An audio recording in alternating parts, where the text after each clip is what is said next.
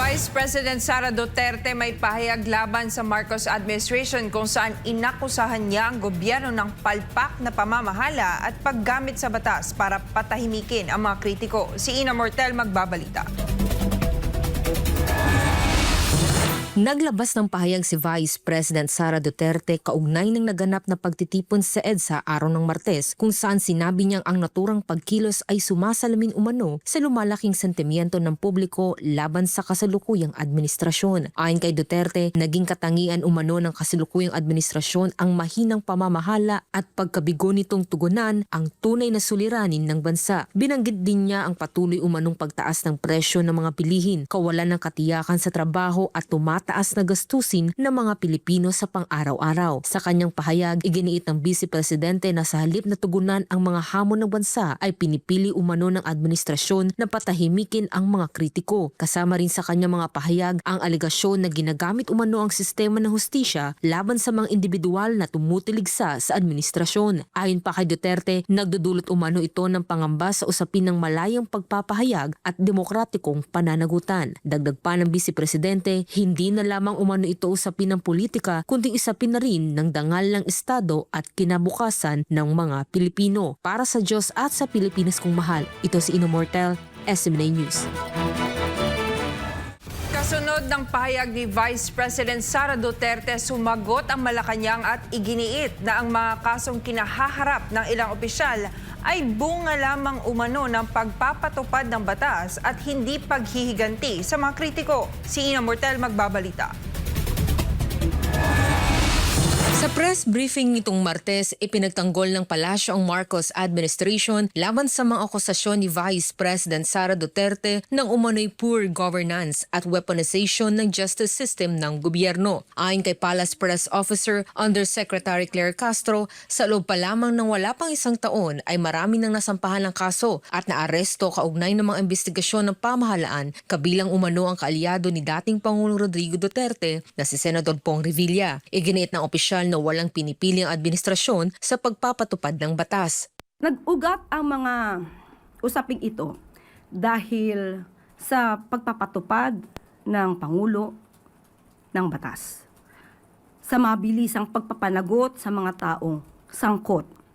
Wala pang isang taon, pero marami nang nakasuhan, marami nang naipakulong. Ang isa nga po ay kaalyado pa ni dating Pangulong Duterte. I am referring to Senator Bong Revilla. Walang sinisino, walang kulay. Wala pang isang taon. Kinwestiyon din ng Malacanang ang kredibilidad ng mga pumupuna sa kasalukuyang anti-corruption campaign ng pamahalaan. Binigyan din ng opisyal na ang mga anomalya sa mga flood control projects ay matagal nang inirereklamo ng ilang mambabatas, ngunit ngayon lamang umano ito seryosong binigyan ng pansin at kaukulang aksyon. Definitely, absolutely, with regard to the administration of President Ferdinand R. Marcos Jr., we have this good governance. Ang itanong po natin ay kung ano ang nangyari sa nakaraan. Ba't di natin hanapin yung sinasabi ni dating Pangulong Duterte na ghost projects as early as 2020? Saan na rin po ba yung mga ghost projects at mga maanumalyang flood control projects na binabanggit ni dating Congressman Andaya? Bakit hindi rin natin ito hanapin? Hindi maaaring magturo basta ang Vice Presidente dahil ngayon lang po nagpaimbestiga ng ganito ang Pangulong.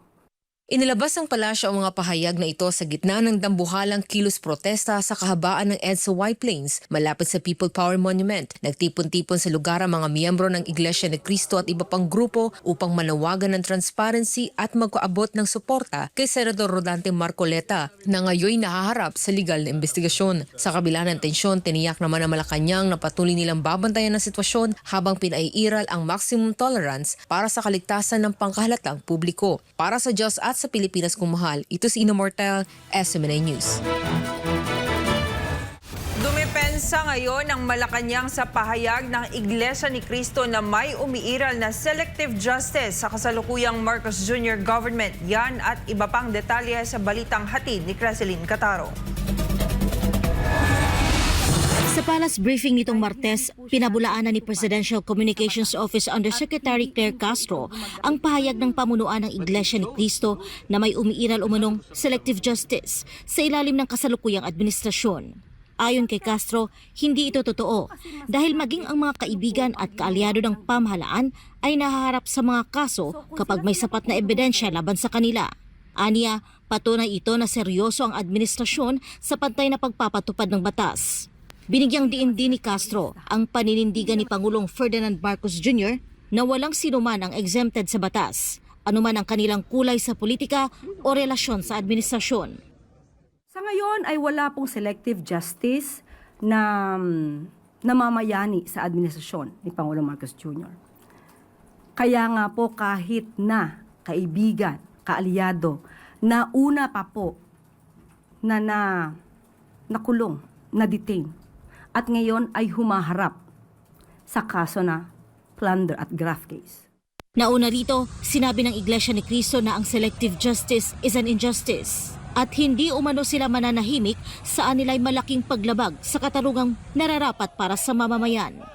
So mas masasabi po siguro nating selective justice kung gagamit ng impluensya, karahasan, pananakot para lang hindi makasuhan ang isang kaalyado. Yun po ang selective justice. Samantala, sinabi ng Malacanang na wala pa itong impormasyon kung may balak si Pangulong Marcos Jr. na makipagpulong kay INC Executive Minister Eduardo Manalo kaugnay ng protesta ng grupo sa EDSA. Ayon kay Castro, mahalagang malinaw muna kung ano ang layunin o hinihingi ng mga nagpoprotesta bago masabing kailangan ang isang pag-uusap. Wala pa pong napaparating sa atin kung ano ang balak ng Pangulo patungkol dito. Siguro dapat malaman din po natin kung mag-uusap sila kung ano ba ang hiling. Sila naman po kasi nagpoprotesta. Ipinaliwanag ni Castro na kung ang layunin ng rally ay tutulan ang posibleng kasong isinasampa laban kay Senador Rodante Marcoleta, wala umanong kapangyarihan ang Pangulo na makialam dahil nasa jurisdiksyon na ito ng Office of the Ombudsman. Dagdag pa niya, mahirap sabihin kung handang makipagnegosasyon ang Pangulo sakaling humiling ang INC kapalit ng pagtigil ng protesta dahil wala pa umanong malinaw na kahilingan ang grupo. Binigyang diin din ni Castro na hindi basta-basta papayag ang Pangulo sa anumang hiling kung ito ay makaaapekto sa hustisya, makapipinsala sa mas nakararami o labag sa umiiral na batas. Kaugnay pa rin ang kaganapan sa EDSA. Hindi makumpirma ng Malacanang kung nagkaroon ng intelligence lapse kaugnay ng surprise rally ng INC.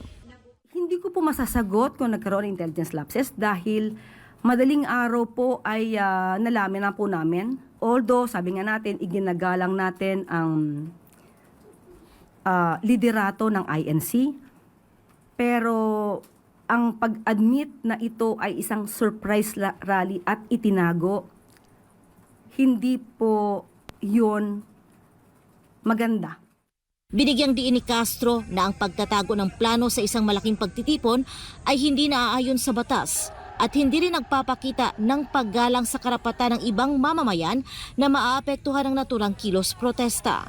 Nang tanungin kung inusisa ni Pangulong Marcos Jr. ang mga otoridad kung bakit hindi agad natunugan ng intelligence community ang rally, ito ang sagot ni Castro. So kung sila pa pong grupo, hindi naman sila terorista, hindi naman sila rebelde. May kanya sila, private citizen sila, na may kanya-kanyang agenda. So kung hindi ko po masasabing hindi natunugan, hindi ko po rin masasabi kung may kakulangan.